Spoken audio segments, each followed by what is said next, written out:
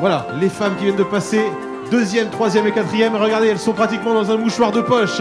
Vous les voyez attaquer, eh bien, la partie zigzag également. Attention, parce que là, il n'y a rien de joué.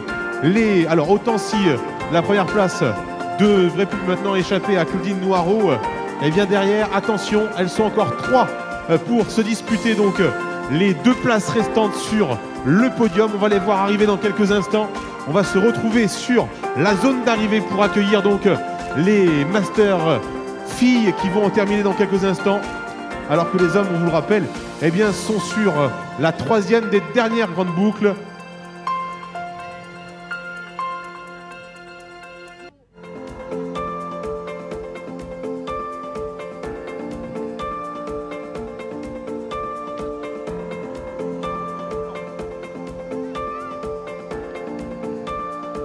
Voilà, elle va remporter la course chez les Masters 2, 3, 4. Claudine Noireau du SBAC.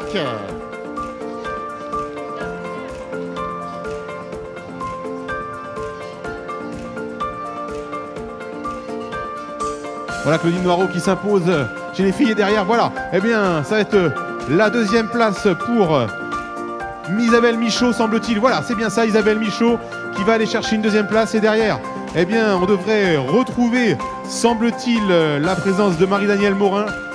C'est bien ça, voilà, le classement, donc, Marie-Danielle Morin qui termine 3e chez les Masters.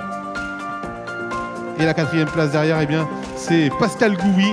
Une belle bagarre, en tout cas, chez les filles. Voilà, Pascal Gouy qui va aller chercher une belle 4e place également.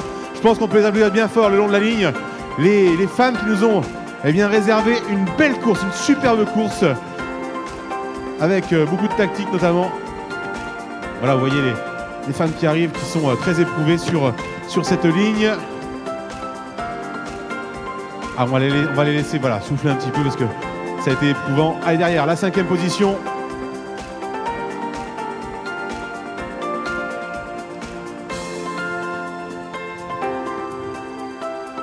Marie-Françoise Ninosque du Stade de Mont-de-Marsan qui en termine à son tour.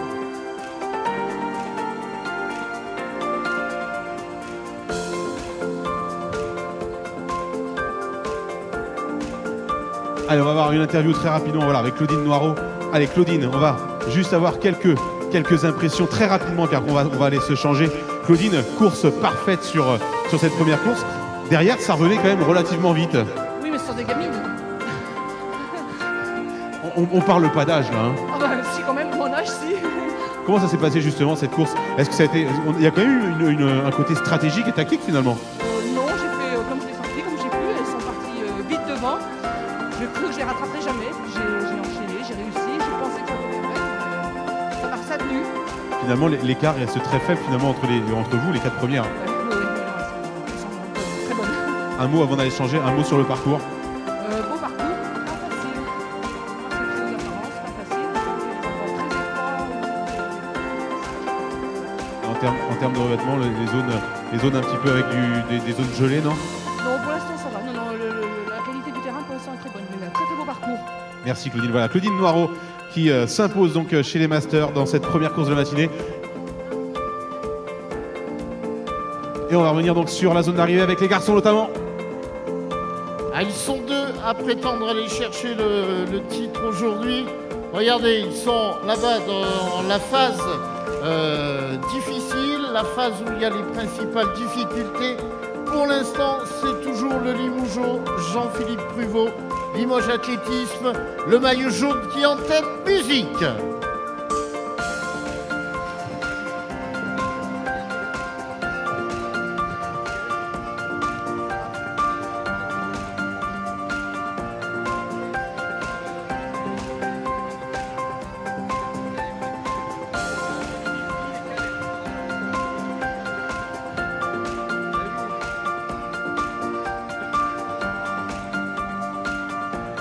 Voilà, attention, l'arrivée, peut-être une arrivée à bloc au sprint pour le titre en Master 2.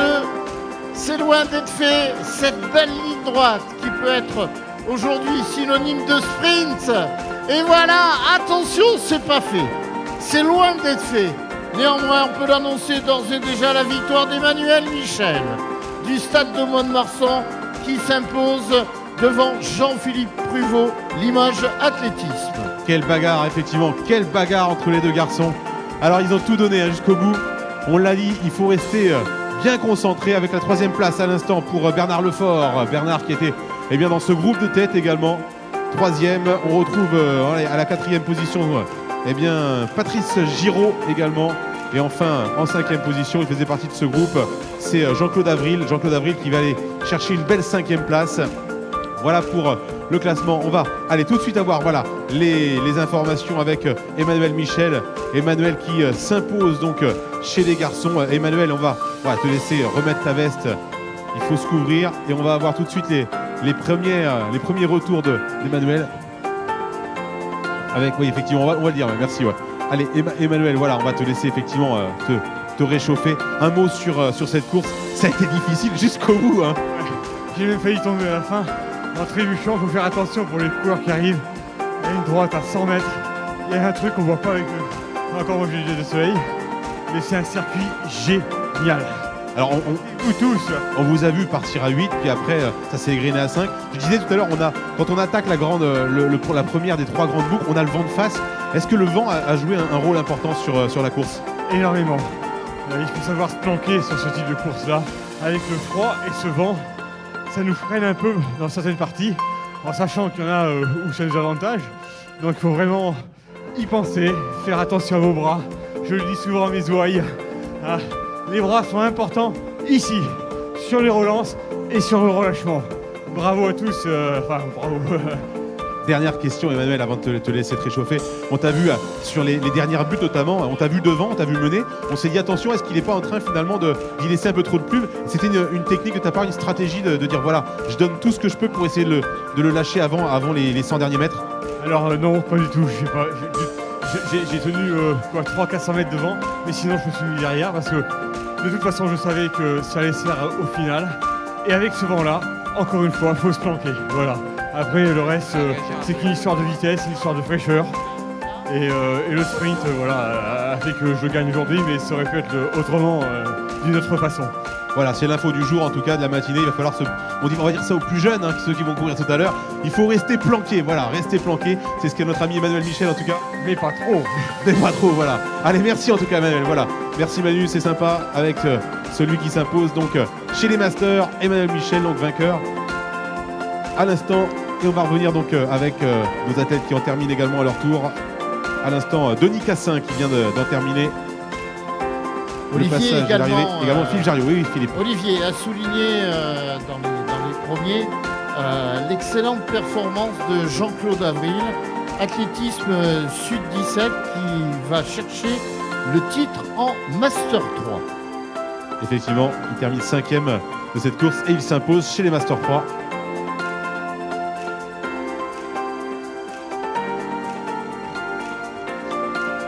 Alors, on a trouvé un téléphone portable. On évitera, vous comprenez bien qu'on ne voudrait pas engluer notre animation de plein de passages comme celui-ci. Si vous avez trouvé un téléphone, des clés de voiture, etc., vous allez les déposer à l'accueil. Ça sera mieux, parce que sinon, on va pas arrêter de toute la journée. Bon, là, c'est un téléphone portable qui a été trouvé. C'est la première et la dernière.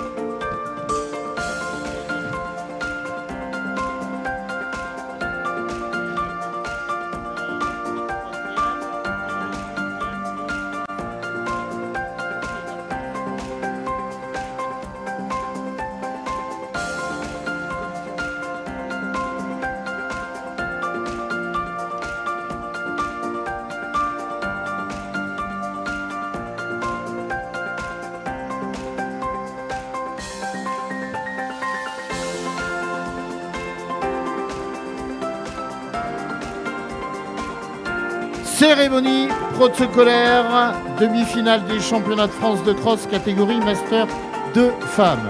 Médailles et récompenses seront remises par M. Isidore Garcia, membre de la commission régionale Master. Troisième aujourd'hui du stade de Mont-de-Marsan. Applaudissements pour Pascal Gouy.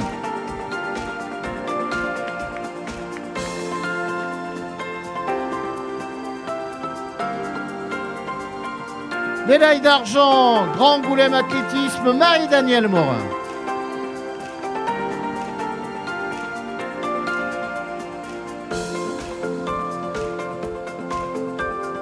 Médaille d'or et championne interrégionale de l'ECA Smarve Vernon, Isabelle Michaud.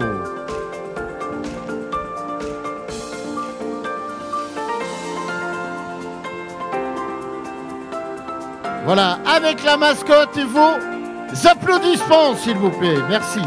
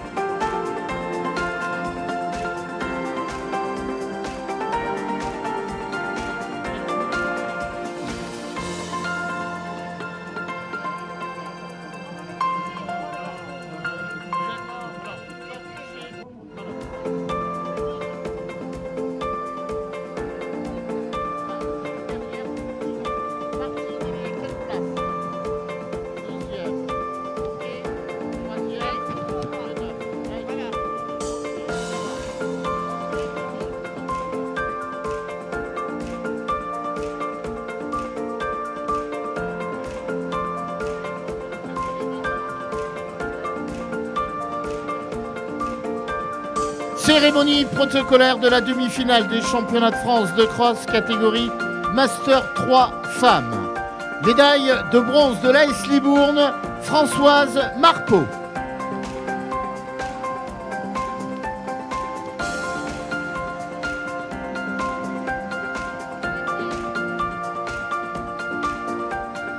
Médaille d'argent, les Aigles de Pau, Martine Bédier.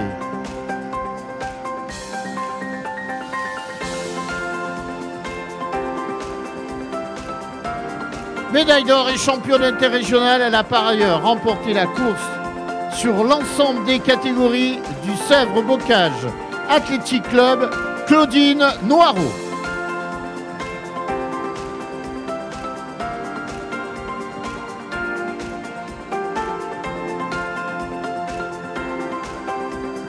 Voilà, merci d'applaudir le podium.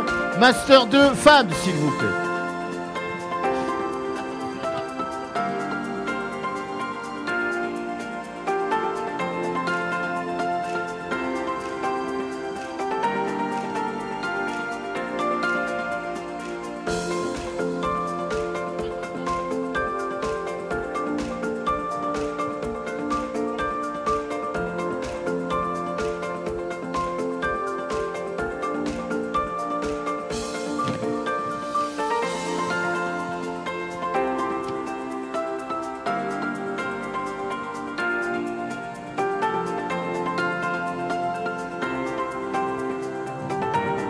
Présentation de la course qui va se dérouler à partir, dont le départ plutôt sera donné à 11h20.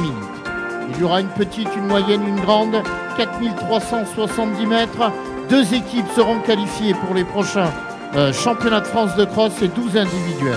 L'an passé, à Cognac, Anaïs Bourgoin, Bordeaux Athlé, avait remporté le titre devant Anaïs Bourgex, 3e, Julie Hopdog par équipe Bordeaux Athlé. On va vous parler de celles qui se sont imposées, notamment dans les différentes zones. Camille Monod, Bordeaux Athlé, s'est imposée devant Gonal Chardon, Bordeaux Athlé. Amandine Nigou de l'US Tendance a pris la 3e place. Cette course qui a été remportée dans la zone sud par une athlète de nationalité marocaine, Rama Tsari, par équipe Bordeaux Athlé. Dans la zone nord, Aurélie Richard de La Rochelle s'est imposée devant Elodie Mazot de l'Entente Brive-Tulle, athlétiste. Julie Hopdog, Grand Angoulême Athlétisme, a pris la 3e place, et par équipe Grand Angoulême Athlétisme. Les principales favorites dans ce cross-court féminin, Anaïs Bourgoin, qui n'était pas présente au tour précédent, fait figure de favorite, celle qui est la tenante du titre. À suivre également Rama Tahiri, l'athlète de nationalité marocaine du CA Villeneuve d'Ornon. Il faudra également suivre Camille Monod, Bordeaux Athlé, Gwenaëlle Chardon du même club, Elodie Mazot de l'Entente Brive-Tulle Athlétisme, Julie Hopdog, Iman Boukarta également, et pourquoi pas Aurélie Richard. Allez, on va rappeler avant le départ, sous les informations de nos officiels, les starters officiels, de bien avoir le E pour les espoirs dans le dos, c'est très important. Le E donc dans le dos. Merci à tous les espoirs de noter donc cette information importante, notamment avec nos amis officiels donc sur une de départ qui nous rappelle le E donc obligatoire pour toutes les catégories espoirs.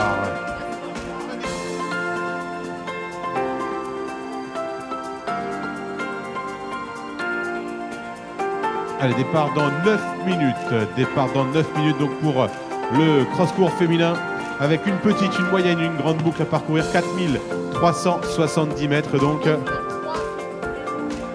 Départ donc dans moins de 8 minutes.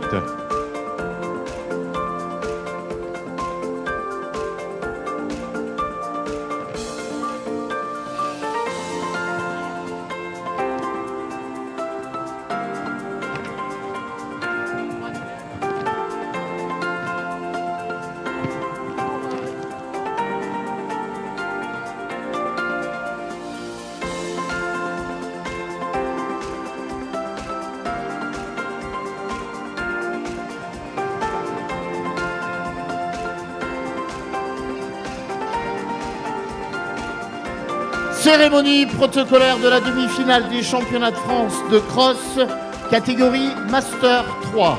Médailles et récompenses seront remises par Isidore Garcia, membre de la commission régionale Master.